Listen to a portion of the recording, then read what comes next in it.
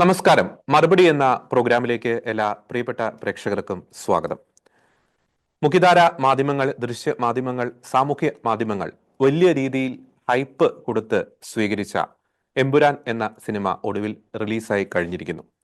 ആ സിനിമ റിലീസായതിനു ശേഷം ആ സിനിമയെ ചൊല്ലി വലിയ രീതിയിലുള്ള വാദപ്രതിവാദങ്ങൾ സാമൂഹ്യ മാധ്യമങ്ങളിലൊക്കെ നടക്കുന്നുണ്ട്. പ്രത്യേകിച്ച് അതിൽ ഒരു കൃത്യമായിട്ടുള്ള ഒരു പൊളിറ്റിക്കൽ അജണ്ടയുണ്ട്. അതിനെ ചൊല്ലി രാഷ്ട്രീയ വൈരികൾ തമ്മിൽ അങ്ങോട്ടും ഇങ്ങോട്ടും തർക്കിക്കുന്നു, വാദപ്രതിവാദങ്ങൾ നടന്നുകൊണ്ടിരിക്കുന്നു. എന്നാൽ ക്രൈസ്തവരെ സംബന്ധിച്ചിടത്തോളം ഈ സിനിമ റിലീസാകുന്നതിന് മുമ്പ് തന്നെ വലിയ രീതിയിലുള്ള ഒരു ആശങ്ക അവരുടെ മനസ്സിൽ ഉണ്ടായിരുന്നു.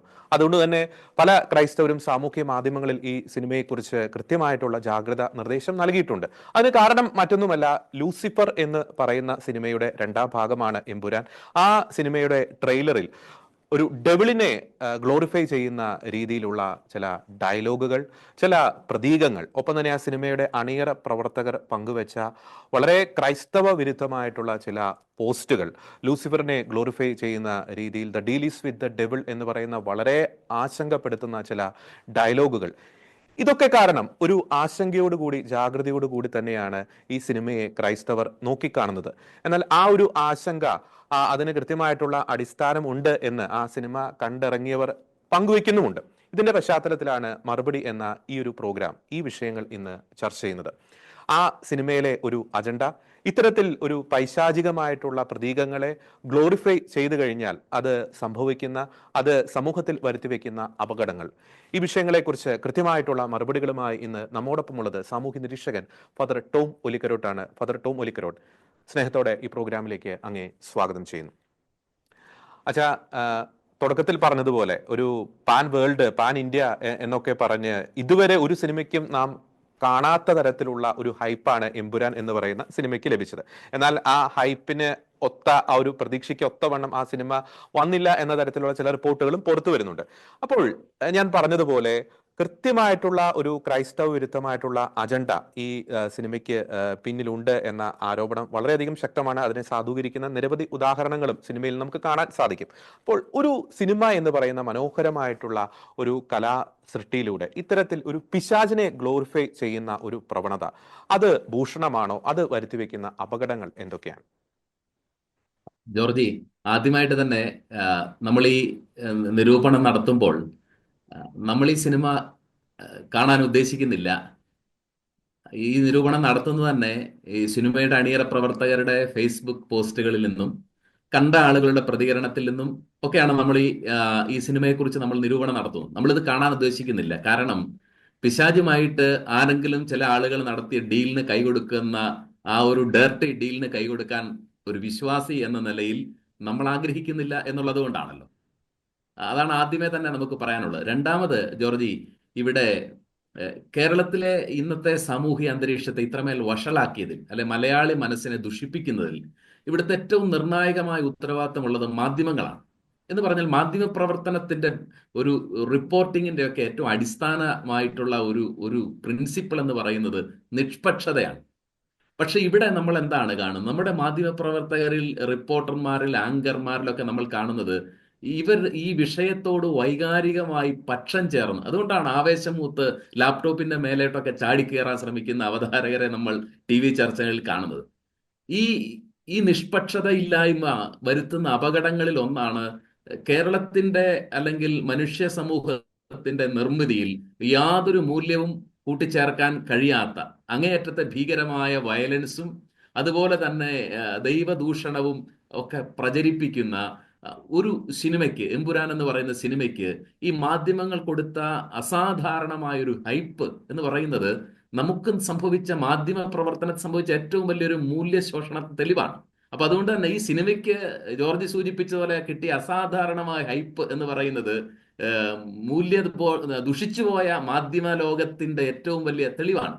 അതിനുള്ള അർഹതയില്ലാത്ത ഒരു സിനിമയാണതെന്നാണ് നമുക്ക് ആദ്യമേ പറയേണ്ടത്. ഇവിടെ എന്തുകൊണ്ടാണ് ജോർജ് നമ്മൾ ഈ സിനിമയെ എതിർക്കുന്നത്? സിനിമ ഏത് ആശയത്തിൽ ഇറക്കാനും അതിന്റെ സംവിധായകർക്ക് അവകാശമുള്ളതുപോലെ തന്നെ അതിനെ വിമർശിക്കാൻ നമുക്കും പൗരൻ എന്ന നിലയിൽ സ്വാതന്ത്ര്യമുണ്ട്, അല്ലെ ജോർജ്? നമ്മൾ ഇതിനെ വിമർശിക്കുന്നതിന്റെ കാരണം അതാണ്. നമുക്കും ആവിഷ്കാര സ്വാതന്ത്ര്യമുണ്ട്. ആവിഷ്കാര സ്വാതന്ത്ര്യം ഉള്ളതുപോലെ തന്നെ അഭിപ്രായ സ്വാതന്ത്ര്യവും വിമർശിക്കാനുള്ള സ്വാതന്ത്ര്യവും എനിക്കും ജോർജിക്കും ഉണ്ട്. അതെ അതെ. അതാണ് നമ്മൾ ഇവിടെ ഉപയോഗിക്കുന്നത്. അപ്പോൾ ഈ സിനിമയിൽ ഏറ്റവും വലിയ അപകടം എന്താണ്? ഇതിന് അപകടം സൈറ്റൻ ഈസ് അഡോറബിൾ, പിശാജ് ആരാധിക്കപ്പെടേണ്ടവനാണ് എന്ന് ഈ മലയാളികളുടെ മനസ്സിലേക്ക് ഒരു ഒരു ബോധ്യം ഇൻജക്ട് ചെയ്യുന്നു എന്നുള്ള കുടിലതന്ത്രം ഇതിലുള്ളത് കൊണ്ടാണ് ഇത് എതിർക്കപ്പെടേണ്ടത്. ഓക്കെ. നമ്മൾ നോക്കൂ, ലോകത്തിലെ തിന്മയുടെ എല്ലാം പിറകിലുള്ള പൈശാചിക ശക്തിയെ എന്ന് എല്ലാ മതങ്ങളും കാണുന്ന, ദൈവവിശ്വാസികൾ കാണുന്ന പിശാചിനെ ആരാധിക്കപ്പെടേണ്ട ഒരു ആളായിട്ട് പ്രതിഷ്ഠിക്കുന്നു. വെറുക്കുകയും ഓടി അകലുകയും ചെയ്യേണ്ട തിന്മയുടെ അജ്ഞാത ശക്തിക്ക് സ്വീകരണമുറി തുറന്നു കൊടുക്കാൻ പ്രേരിപ്പിക്കുന്നത് കൊണ്ടാണ് ഈ സിനിമ അപകടകരമാവുന്നത്. ഇതെന്താണ് ചെയ്യുന്നത്? It is replacing the name of God with Satan. ആ. പിശാചിന്റെ നാമം ദൈവനാമത്തിന് പകരം പ്രതിഷ്ഠിക്കുകയാണ്. അതാണ് ഈ സംവിധായകൻ അദ്ദേഹത്തിന്റെ ഫേസ്ബുക്ക് പോസ്റ്റിൽ ഇങ്ങനെ എഴുതിയിരിക്കുന്നതല്ലേ? യോഹന്നാന്റെ സുവിശേഷം 1-ാം അധ്യായത്തിന്റെ 1-ാം വാക്യം, വേദപുസ്തകത്തിലെ ഏറ്റവും സുന്ദരമായിട്ടുള്ള വചനത്തെ എത്ര അബമിനേഷൻ ആണ് നടത്തിയിരിക്കുന്നത്, എത്ര വക്രീകരണം നടത്തിയിട്ടാണ് അദ്ദേഹം എഴുതുന്നത്. അന്തിമമായിട്ട് ഒരു നാമം ഉണ്ടാവും. അതെ. അപ്പോൾ ദൈവത്തിന്റെ നാമത്തിന് പകരം ആദിയിൽ വചനമുണ്ടായിരുന്നു, അതിനെ എത്ര സമർത്ഥമായിട്ടാണ് അബറേറ്റ് ചെയ്യുന്നതെന്നാണ് നമ്മൾ മനസ്സിലാക്കേണ്ടത്. അപ്പോൾ അന്തിമമായിട്ടുണ്ടാകാൻ പോകുന്നത് വെറുക്കപ്പെടേണ്ട പിശാചിന്റെ നാമമാണ്. ആ നാമം ഉയർത്തിക്കാട്ടാൻ ശ്രമിക്കുന്നത് കൊണ്ടാണ് ജോർജി ദൈവവിശ്വാസി എന്ന നിലയിൽ സമൂഹത്തിന്റെ മൂല്യബോധത്തെ വളരണമെന്ന് ആഗ്രഹിക്കുന്നവരെന്ന നിലയിൽ ഇതിനെ നമ്മൾ എതിർക്കേണ്ടി വരുന്നത്. അതുകൊണ്ട് ഈ കാലഘട്ടത്തിലെ ക്രൈസ്തവരോട് പറയാനുള്ളത്, വിശുദ്ധ പൗലോസ് അപ്പസ്തോലന് തിമോത്തിക്ക് എഴുതിയ ലേഖനത്തിന്റെ 3-ാം അധ്യായത്തിന്റെ 1-ാം വാക്യത്തിൽ ഇങ്ങനെയാണ് പറയുന്നത്: അന്ത്യകാലങ്ങളിൽ വളരെ ക്ലേശപൂർണമായ നാളുകളാണ് വരാനിരിക്കുന്നത്. എന്ന് പറഞ്ഞാൽ ഒരു ക്രിസ്ത്യാനിയായിരിക്കുന്നത് എന്ന് പറയുന്നത് അങ്ങേയറ്റം പീഡിപ്പിക്കപ്പെടുന്ന, വിശ്വാസത്തെയും അവരുടെ മൂല്യബോധത്തെയും സംസ്കാരത്തെയും എല്ലാം നിരന്തരം ആക്രമിക്കപ്പെടുന്ന വളരെ ക്ലേശപൂർണമായ നാളുകളിലൂടെയാണ് നമ്മൾ അന്ത്യകാലത്തിൽ പ്രവേശിക്കുന്നതെന്ന് പറയുന്നത്. ഒപ്പം തന്നെ നമുക്കറിയാവുന്നതുപോലെ നമുക്കിപ്പോൾ കേരളത്തില് ഓൾറെഡി ഈ വയലൻസ്, അക്രമങ്ങള്, അരാജകത്വങ്ങള് ഒക്കെ ഇങ്ങനെ വർദ്ധിച്ചുകൊണ്ടിരിക്കുകയാണ്. അതിന്റെ എല്ലാം മധ്യത്തിലാണ് ഈ അരാജകത്വത്തിന്റെ പ്രതിരൂപമായിട്ടുള്ള ഈ പിശാചിനെ ഇങ്ങനെ ഗ്ലോറിഫൈ ചെയ്യുന്നത്. അതായത് the deal is with the devil, അല്ലെങ്കിൽ ദൈവപുത്രൻ തെറ്റ് ചെയ്ത് കഴിഞ്ഞാൽ പിന്നെ ചെകുത്താനെ അല്ലാതെ ആരെയാണ് ആശ്രയിക്കാൻ കഴിയുക എന്ന ആ ഒരു ഡയലോഗുകൾ സിനിമ പ്രൊമോഷന് വേണ്ടിയിട്ടൊക്കെ ഉപയോഗിക്കുമ്പോൾ ഈ അരാജകത്വത്തിന്റെ ഈ പ്രതിരൂപത്തിന്റെ ഒരു ബൈ പ്രോഡക്റ്റുകൾ അത് സമൂഹത്തിൽ വ്യാപിക്കുവാനുള്ള ഒരു കാരണം അത് ചെലുത്തുകയില്ലേ? തീർച്ചയായിട്ടും ജോർജി, വത്തിക്കാന്റെ ഔദ്യോഗിക ഭൂതോച്ചാടകൻ, എക്സോർസിസ്റ്റ് എന്നറിയപ്പെടുന്ന ഗബ്രിയേൽ അമോർത്ത്, അദ്ദേഹത്തിന്റെ ഒരു പുസ്തകത്തിൽ അദ്ദേഹം ഇങ്ങനെയാണ് എഴുതി വെച്ചിരിക്കുന്നത്: ലഹരി ഉപയോഗം ഏറ്റവും കൂടുതലുള്ള സമൂഹത്തിലാണ് സാത്താൻ ആരാധനയിൽ കൂടുതൽ ഏർപ്പെടുന്നത്. എന്ന് പറഞ്ഞാൽ ഇത് തമ്മിൽ ഇഴപിരിഞ്ഞ് നിൽക്കുകയാണ്. ലഹരി, സൈറ്റൻ വർഷിപ്പ്, അതുപോലെ തന്നെ ഭീകരമായ വയലൻസ്, ഇതെല്ലാം. അപ്പോൾ നമ്മൾ കേരളത്തിന്റെ പശ്ചാത്തലത്തിലേക്ക് വരുമ്പോൾ ഇങ്ങനെയുള്ള ഈ ഒക്കൾട്ട് കൾട്ടുകൾ പ്രോത്സാഹിപ്പിക്കുന്ന ആദ്യത്തെ സിനിമയല്ല ഇത്. ഇലൂമിനാറ്റി, ഫ്രീമേസൺ ആശയങ്ങളെ നിരന്തരം ഇൻജക്ട് ചെയ്തുകൊണ്ടിരിക്കുന്ന സിനിമകൾ ഒരു പതിറ്റാണ്ടിലധികമായിട്ട് ഇതേ സിനിമയുടെ അണിയറ പ്രവർത്തകർ, പ്രധാനപ്പെട്ടവരിലൂടെ തന്നെ കേരളത്തിലേക്ക് വന്നിട്ടുണ്ട്. അപ്പോൾ ഇന്ന് കേരളത്തിൽ നമ്മൾ പ്രതിവർഷം ഏകദേശം 12,000-ഓളം സൂയിസൈഡുകൾ നടക്കുന്നു. ഇന്ത്യയുടെ സൂയിസൈഡ് ക്യാപിറ്റലാണ് കേരളം എന്ന് പറയുന്നു. ഒരു ടൂംബ് കൾച്ചർ, ഒരു മരണത്തിന്റെ ഒരു കല്ലറയുടെ സംസ്കാരം ഇവിടെ വളർത്തുന്നതിൽ ഇങ്ങനെയുള്ള നിഷേധമായ ആശയങ്ങൾ പ്രചരിപ്പിക്കുന്ന ഏറ്റവും സ്വാധീന ശക്തിയുള്ള സൗകുമാര കലയായ സിനിമയ്ക്ക് ഉണ്ട്, ഇങ്ങനെയുള്ള സിനിമകൾക്ക് ഉണ്ടെന്നുള്ളത് നിസ്സംശയമായ കാര്യമാണ്. അതുപോലെ തന്നെ നമ്മൾ ഈ അടുത്ത നാളുകളിൽ കാണുന്ന ഭീകരമായ വയലൻസ്, അതായത് ഒരു സാമാന്യമായ മാനസികാരോഗ്യമുള്ള വ്യക്തിക്ക് താങ്ങാൻ പറ്റാത്ത വിധം ഉള്ള ഭീകരമായ വയലൻസ് നിർബാധം പൊതുസമൂഹത്തിലേക്ക് വിടുകയും കുഞ്ഞുങ്ങളും ചെറുപ്പക്കാരും ഒക്കെ ഈ വയലൻസിന്റെ ഒരു ലോകത്തിലേക്ക് ആകർഷിക്കപ്പെടാൻ ഇടയാവുന്നത് ഇത്തരം സിനിമകളിലൂടെയാണ്. അപ്പോൾ അതുപോലെ തന്നെയാണ് കേരളത്തിൽ പെരുകുന്ന ഭീകരമായ മയക്കുമരുന്ന് മാഫിയയുടെ പ്രവർത്തനം. അപ്പോൾ ഇതെല്ലാം ഈ ഒരു കൂട്ടായിട്ടുള്ള ഒരു സംഘടിതമായിട്ടുള്ള ഒരു കോയലീഷനാണ്, ഒരു പ്രവർത്തനമാണ് എന്നാണ് ജോർജി നമ്മൾ ഇതിനെ മനസ്സിലാക്കേണ്ടത്. അതുകൊണ്ടാണ് ഇങ്ങനെയുള്ള ആശയങ്ങൾ പ്രചരിപ്പിക്കുന്നത് എവിടാണെങ്കിലും നമ്മളതിനെ എതിർക്കേണ്ടി വരും. ഒരു ദൈവവിശ്വാസികൾ എന്ന നിലയിൽ, ഒരു സംസ്കാരത്തിന്റെ നിലനിൽപ്പ് ആഗ്രഹിക്കുന്നവരെന്ന നിലയിൽ എതിർത്തില്ലെങ്കിൽ നമ്മൾ ഈ കാലത്ത് നമുക്ക് നീതിപൂർവ്വം ജീവിക്കുന്നില്ല എന്നേ പറയേണ്ടി വരും. അച്ഛാ, നമുക്കറിയാം ഇപ്പൊ ഈ സിനിമയിലൂടെ പ്രൊജക്റ്റ് ചെയ്യുന്ന വേഷവിധാനങ്ങൾ അല്ലെങ്കിൽ ഡയലോഗുകൾ, ഈ ഒരു കാലഘട്ടത്തിൽ നമുക്ക് ഈ പഴയകാല സിനിമയിലെ ഒക്കെ തമാശ നിറഞ്ഞ പല ഡയലോഗുകളും മലയാളിയുടെ ഒരു ഡെയിലി സംസാരത്തിന്റെ ഒക്കെ ചില ഭാഗമാണ്, നിഷ്കളങ്കമായിട്ടുള്ള തമാശകളൊക്കെ പറയുന്ന ഡയലോഗുകൾ. എന്നാൽ ഒരു പ്രത്യേക സമയത്തിന് ശേഷം ഇറങ്ങിയ ന്യൂജൻ സിനിമകൾ, അതിലൂടെ പ്രൊജക്റ്റ് ചെയ്യപ്പെടുന്ന കാര്യങ്ങൾ, വേഷവിധാനങ്ങൾ ഒക്കെ, ഈ പ്രേമം സിനിമ ഇറങ്ങിയതിനു ശേഷം ഈ കറുത്ത ഡ്രസ്സ് വളരെയധികം ഹിറ്റായിട്ടുള്ള ഒരു കാര്യമായിരുന്നു. ദൃശ്യം സിനിമ ഇറങ്ങിയതിനു ശേഷം ഈ ദൃശ്യം മോഡൽ കൊലപാതകം. അപ്പോൾ ഞാനിത് സൂചിപ്പിക്കാനുള്ള കാരണം, ഈ ലൂസിഫർ, ഒപ്പം തന്നെ എമ്പുരാൻ, ആ സിനിമയിലൂടെ പ്രൊജക്റ്റ് ചെയ്യപ്പെടുന്ന, സ്ക്രീനിൽ കാണിക്കുന്ന ചില നിഗൂഢമായിട്ടുള്ള ചില സിമ്പലുകൾ, ഇലുമിനാറ്റി പോലുള്ള നിഗൂഢ സംഘങ്ങളെ പ്രൊജക്റ്റ് ചെയ്യുന്ന കാര്യങ്ങൾ, അത്തരത്തിലുള്ള ഡയലോഗുകൾ, ചില സൈറ്റാനിക് ആയിട്ടുള്ള സിമ്പലുകൾ, അത് യുവ മനസ്സിൽ ചെലുത്തുന്ന സ്വാധീനം എത്രത്തോളമാണ്? ഈ ഇലുമിനാറ്റി എന്ന് പറയുന്ന ആ ഒരു വാക്ക്, അല്ലെങ്കിൽ ലൂസിഫർ, ആ വാക്കുകളെയൊക്കെ ഇങ്ങനെ പൊക്കിപ്പിടിച്ചുകൊണ്ട് നടന്നു കഴിഞ്ഞാൽ, ആ ഡയലോഗുകൾ നാം അറിയാതെ തന്നെ നമ്മുടെ നാവിലൂടെ വന്നു കഴിഞ്ഞാൽ, അത് സൃഷ്ടിക്കുന്ന ഒരു ഇമ്പാക്റ്റ് എത്രത്തോളം ഉണ്ടാകും? ജോർജി, ഇതിനകത്ത് ഈ സിനിമയിലും ഈ അനുബന്ധമായിട്ടുള്ള സിനിമകളിലും ഒക്കെ പ്രൊജക്ട് ചെയ്യപ്പെടുന്ന ചില സിമ്പലുകൾ ജോർജി സൂചിപ്പിച്ചതുപോലെ, അതിൽ ഏറ്റവും പ്രധാനപ്പെട്ട ഒരു സിമ്പിളാണ് ഐ ഓഫ് പ്രൊവിഡൻസ്.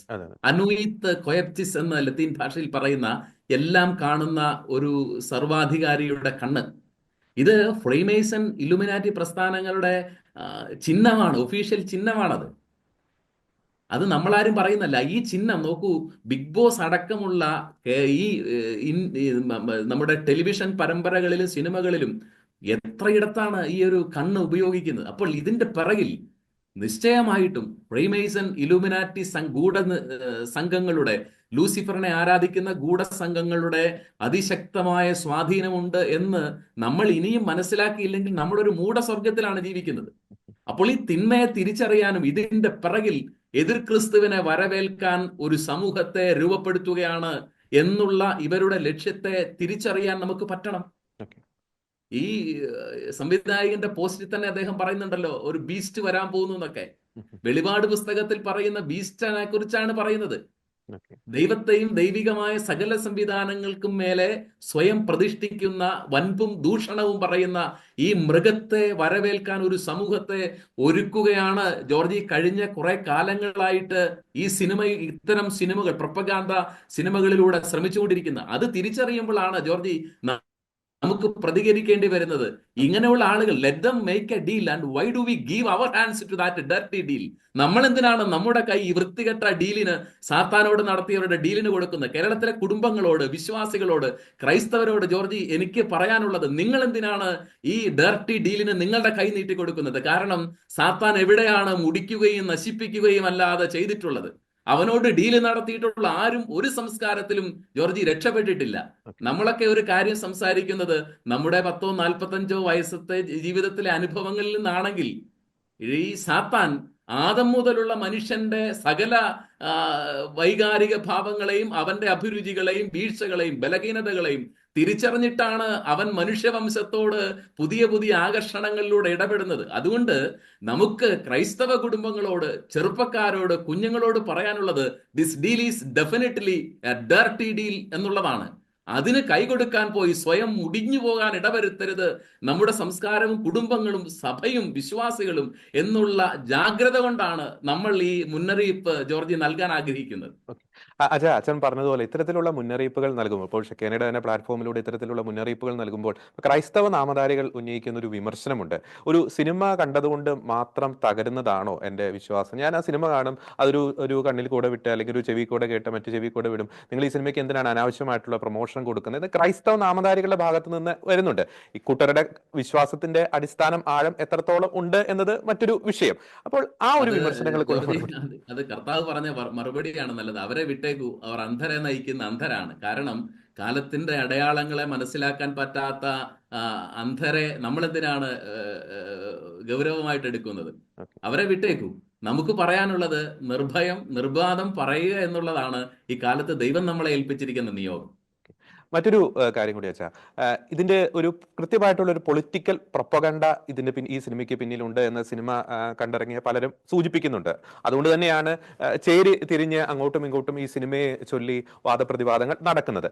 അപ്പോൾ ആ വിവാദം അവിടെ നിൽക്കട്ടെ. ഞാൻ ചോദിക്കാൻ ഉദ്ദേശിക്കുന്ന ചോദ്യം ഇതാണ്: സിനിമ എന്ന് പറയുന്ന ഒരു കലാസൃഷ്ടി, അത് ജനങ്ങളെ വളരെ ആഴത്തിൽ സ്വാധീനിക്കാൻ ശക്തിയുള്ള ഒരു കലാസൃഷ്ടി, ആ കലാസൃഷ്ടിയിലൂടെ ഒരു പൊളിറ്റിക്കൽ പ്രൊപ്പഗണ്ട, അത് ഒരു നിഗൂഢമായ ലക്ഷ്യത്തോടു കൂടിയുള്ള പൊളിറ്റിക്കൽ പ്രൊപ്പഗണ്ട, അത് ഏത് സിനിമയായിക്കോട്ടെ, ചരിത്രത്തെ വക്രീകരിക്കാനുള്ള ചില ശ്രമങ്ങൾ, ചരിത്രത്തിൽ കൃത്യമായ അടിസ്ഥാനത്തിൽ നാം മനസ്സിലാക്കിയ ചില വില്ലന്മാരെ വെള്ളപൂശാനുള്ള ചില ശ്രമങ്ങൾ, അല്ലെങ്കിൽ ചില മതപരമായിട്ടുള്ള അജണ്ടയോട് കൂടിയുള്ള ചില നീക്കങ്ങൾ, അത് സിനിമ എന്ന കലാസൃഷ്ടിയെ അതിന് കരുവാക്കുന്നത് അത് ശരിയാണോ? അതൊരു സമൂഹത്തെ തന്നെ നശിപ്പിക്കുന്ന ഒരു പ്രവണതയ്ക്കല്ലേ അത്തരം നീക്കങ്ങൾ തുടക്കമിടുക? ജോർജ്, തീർച്ചയായിട്ടും. അതായത് ഈ ഈ സിനിമയെ സിനിമയായി കണ്ടാൽ പോരെ എന്ന് ചോദിക്കുന്നവർ കേരള സ്റ്റോറി ഇറങ്ങിയപ്പോൾ അങ്ങനെ കണ്ടില്ലല്ലോ. അതല്ലേ അതിനകത്തെ ഇരട്ടത്താപ്പ് എന്ന് പറയുന്നത്. അപ്പോൾ ഈ സിനിമയ്ക്കുള്ളിൽ ഒരു പൊളിറ്റിക്കൽ ഇസ്ലാമിന്റെ പ്രീണനം ഉണ്ടെന്ന് ഹൈന്ദവരായിട്ടുള്ള ധാരാളം ആളുകൾ ഹൈന്ദവ സംസ്കാരത്തെ തന്നെ അധിക്ഷേപിക്കുന്നു എന്ന് പറയുന്ന എഴുത്തുകൾ ഞാൻ വായിച്ചിട്ടുണ്ട്. അതുപോലെ തന്നെ ക്രൈസ്തവരായിട്ടുള്ള ചിന്തിക്കുന്ന മനുഷ്യർ ഇതിൽ അവരെഴുതുകയാണ്, ഒരു കുരിശ് തലകീഴായിട്ട് തലകുത്തനെ വീഴുന്നതും അത് നിന്ന് കത്തുന്നതും ഒക്കെ ഇതിൽ ചിത്രീകരിക്കുമ്പോൾ ഈ കുരിശ് കത്തിയാൽ രോമാഞ്ചം ഉണ്ടാകുന്ന ഏത് വിഭാഗത്തെ പ്രീതിപ്പെടുത്തുകയാണ് ഇതിലൂടെ ഉദ്ദേശിക്കുന്നതെന്ന് നമ്മൾ ചോദിച്ചാൽ അതെങ്ങനെയാണ് തെറ്റു പറയാൻ പറ്റുന്നത്? അപ്പോൾ ഇതിൽ ഒരു കൃത്യമായ പൊളിറ്റിക്കൽ അജണ്ടയുണ്ട്. അതങ്ങനെ പറഞ്ഞാൽ അതിനുള്ളിൽ തന്നെ, ഈ സിനിമയ്ക്കുള്ളിൽ തന്നെ അതിന് തെളിവുണ്ട്. ആ ആശങ്ക വാസ്തവമാണെന്ന് പറയാനുള്ള തെളിവുള്ളപ്പോൾ അങ്ങനെ പറയുന്ന ആളുകളെ നമുക്ക് കുറ്റപ്പെടുത്താൻ പറ്റില്ല. അപ്പോൾ ഇങ്ങനെയുള്ള ഇതര മതങ്ങളെ വെറുക്കാനോ നിന്ദിക്കാനോ ഒക്കെയുള്ള ഒരു പ്രവണത ഈ ഏറ്റവും ഇൻഫ്ലുവൻഷ്യൽ ആയിട്ടുള്ള ഒരു കലാരൂപമായ സിനിമയിലൂടെ തങ്ങളുടെ പൊളിറ്റിക്കൽ അജണ്ടകൾ പുറത്തുവിടാൻ ശ്രമിക്കുന്നത് സങ്കടകരമാണ്, അപലപനീയമാണ് എന്നാണ് ജോർജി നമുക്ക് പറയാനുള്ളത്. ഇത്തരം നീക്കങ്ങൾ വരുമ്പോൾ ലാസ്റ്റ് ആയിട്ട് ഒരു ചോദ്യം കൂടി, ഇങ്ങനെ ഒരു നിശബ്ദത പാലിക്കുന്നത് ശരിയാണ്? ഞാൻ ചോദിക്കാൻ കാരണം, ഇപ്പം കുറെ നാളുകളായി മലയാള സിനിമയുടെ ഒരു ട്രെൻഡ് എടുത്ത് പരിശോധിച്ച് നോക്കുമ്പോൾ, ഈ മലയാള സിനിമയ്ക്ക് നിലനിൽക്കണമെങ്കിൽ ക്രൈസ്തവ വിശ്വാസത്തെ അവഹേളിക്കുക, അല്ലെങ്കിൽ ക്രൈസ്തവ പ്രതീകങ്ങളെ അവഹേളിക്കുക, പൈശാചികമായിട്ടുള്ള കാര്യങ്ങൾക്ക് ഒരു ഗ്ലോറിഫിക്കേഷൻ കൊടുക്കുക, വൈദികരെ അവമാനിക്കുക, സന്യസ്തരെ അവമാനിക്കുക, ആ ഒരു ട്രെൻഡ് ഉണ്ടെങ്കിലേ മലയാള സിനിമ നിലനിൽക്കുകയുള്ളൂ എന്ന രീതിയിലേക്ക് കാര്യങ്ങൾ പോകുന്നുണ്ട് ചില സിനിമകളുടെ നിർമ്മാണം, അല്ലെങ്കിൽ ചില സിനിമകളുടെ ചില അവതരണ ശൈലി കാണുമ്പോൾ. അപ്പോൾ അത്തരം നീക്കങ്ങൾ ഇങ്ങനെ ശക്തി പ്രാപിക്കുമ്പോൾ, നമുക്ക് ഈശോ സിനിമ മുതൽ നമുക്ക് ഇതിന്റെ ഒരു ട്രെൻഡ് അതിനു മുമ്പും നമ്മൾ കണ്ടിട്ടുണ്ട്, നിരവധി വിവാദങ്ങൾ ഉയർന്നിട്ടുണ്ട്. അപ്പോൾ ഇങ്ങനെ നിശബ്ദത പാലിക്കുന്നത് ശരിയാണോ? അതൊരു വിശുദ്ധമായിട്ടുള്ള നിശബ്ദതയാണോ? ജോർജി, ലോകത്തിലെ എല്ലാ അതിക്രമങ്ങളുടെയും പിറകിൽ പ്രതികരിക്കാൻ കടപ്പെട്ടവരുടെ നിശബ്ദതയില്ലേ? അങ്ങനെയാണെങ്കിൽ പ്രതികരിക്കാതിരിക്കുന്നത്, നിശബ്ദരായിരിക്കുന്നത് ജീവനില്ലാത്തതിന്റെ ലക്ഷണമാണ്, നട്ടലില്ലാത്തതിന്റെ ലക്ഷണം കൂടിയാണ്. അതുകൊണ്ട് ധൈര്യമുള്ളവർ, തൻ്റെ ഇടമുള്ളവർ, ആർജവത്വമുള്ളവർ പ്രതികരിക്കും. അല്ലാത്തവർ ഭീരുത്വത്തിന്റെയും ഭീകരമായ നിശബ്ദതയിലേക്ക് സ്വയം പിൻവലിയും. അതല്ലേ സംഭവിച്ചുകൊണ്ടിരിക്കുന്നത്. അതുകൊണ്ട് പ്രതികരിക്കുക എന്നുള്ളത് ജീവിച്ചിരിക്കുന്നതിന്റെ ലക്ഷണമാണെങ്കിൽ നമ്മൾ നിശ്ചയമായും സമൂഹത്തെ കാർന്നു തിന്നുന്ന ഒരു സംസ്കാരത്തെ നശിപ്പിക്കുന്ന സകല തിന്മകൾക്കുമെതിരെ നമ്മൾ പ്രതികരിച്ചുകൊണ്ടേയിരിക്കും. ജോർജ്, അവസാനമായിട്ട് റോമാലേഖനത്തിന്റെ 16-20 വചനം പറഞ്ഞ് നമുക്ക് ഈ ഒരു ചർച്ച അവസാനിപ്പിക്കാം. ആ വചനം ഒരു ആശംസയാണ്. പൗലോസ് ശ്ലീഹ പറയാണ്, സമാധാനത്തിന്റെ ദൈവം സാത്താനെ ഉടൻ തന്നെ നിങ്ങളുടെ പാദങ്ങൾക്ക് കീഴിൽ തകർത്തു കളയട്ടെ. സാത്താനെ പ്രതിഷ്ഠിക്കുന്ന, ദൈവത്തിന്റെ നാമത്തിന് മുകളിൽ പ്രതിഷ്ഠിക്കാൻ ശ്രമിക്കുന്ന സകല ശക്തികളുടെയും സകല സംവിധാനമേൽ ദൈവത്തിന്റെ കരവും ദൈവത്തിന്റെ നാമവും മഹത്വപ്പെടുമാറാവട്ടെ എന്ന് പ്രാർത്ഥനയോടുകൂടി ജോർജി, നമ്മൾ വിശ്വാസികളുടെ ഭാഗത്തു നിന്നുണ്ടാവേണ്ടത് ആ ഒരു പ്രാർത്ഥനയാണ്, ആ ഒരു കാത്തിരിപ്പാണ്. ഓക്കെ, വളരെ നന്ദി അച്ഛാ. വളരെ കൃത്യവും വ്യക്തവുമായിട്ടുള്ള വാക്കുകളിലൂടെയാണ് ഇത്തരം സിനിമകൾ മുന്നോട്ട് വയ്ക്കുന്ന ആശയങ്ങൾക്കെതിരെ ഫാദർ ടോം ഒലിക്കരോട്ട് ആഞ്ഞടിച്ചത്. ഒരു കാര്യം കൃത്യമായിട്ടും പ്രേക്ഷകർ മനസ്സിലാക്കുക, പ്രത്യേകിച്ച് ക്രൈസ്തവ വിശ്വാസികൾ മനസ്സിലാക്കുക. സാത്താനെ അല്ലെങ്കിൽ പിശാചിനെ ഗ്ലോറിഫൈ ചെയ്യുന്ന ഏതൊരു ശ്രമവും അതിൻ്റെ പിന്നിൽ ക്രൈസ്തവ വിശ്വാസത്തെ അവഹേളിക്കുക, അപമാനിക്കുക എന്നതിൻ്റെ വ്യക്തമായിട്ടുള്ള അജണ്ടയുണ്ട്. കാരണം പിശാചിനെ കുറിച്ച് പരിശുദ്ധ ബൈബിൾ എന്താണ് പറയുന്നത് എന്ന് തന്നെ നിങ്ങൾ ഒന്ന് പരിശോധിച്ച് നോക്കിയാൽ മതി. അത്തരം നീക്കങ്ങൾക്കെതിരെ നിശബ്ദത പുലർത്തുന്നത് തീർച്ചയായിട്ടും അച്ഛൻ പറഞ്ഞതുപോലെ നട്ടലില്ലാത്ത ഒരു അവസ്ഥയാണ് കാണിക്കുന്നത്, ഒരു ജീവനില്ലാത്ത ഒരു അവസ്ഥയാണ് കാണിക്കുന്നത്. സിനിമ നിർമ്മിച്ചവർക്ക് ആവിഷ്കാര സ്വാതന്ത്ര്യമുണ്ട്, അതുപോലെ തന്നെ ഇത്തരം അനീതികൾക്കെതിരെ ഈ സിനിമയിലൂടെ മുന്നോട്ട് വയ്ക്കുന്ന ചില ആശങ്ക ജനിപ്പിക്കുന്ന പ്രവണതകൾക്കെതിരെ വിമർശനം ഉന്നയിക്കാനും പ്രേക്ഷകർക്കും അവകാശമുണ്ട് എന്ന് തീർച്ചയായിട്ടും തിരിച്ചറിയുക. മറ്റൊരു വിഷയത്തിലെ മറുപടിയുമായി വീണ്ടും വരുന്നതായിരിക്കും. എല്ലാ പ്രിയപ്പെട്ട പ്രേക്ഷകർക്കും നന്ദി.